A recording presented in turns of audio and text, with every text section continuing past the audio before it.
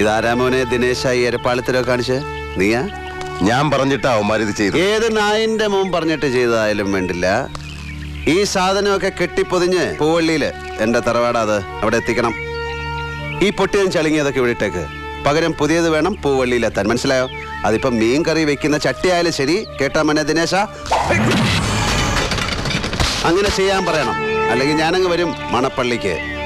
അകത്തിരിക്കുന്ന നിന്റെ അച്ഛയും പടിഞ്ഞാറ്റയിൽ അട്ടം നോക്കി കിടക്കുന്ന എന്റെ വല്യമ്മച്ചയെ അടക്കം എടുത്ത് പുറത്തിട്ട് തീയിട്ട് ചുടും ഞാൻ. നീ ആരെ ഈ വീട്ടിൽ നിറക്കി വിട്ടെന്നറിയോ? എന്റെ പെങ്ങളെ, ഇന്ദു ചൂടന്റെ അനിയത്തിയെ.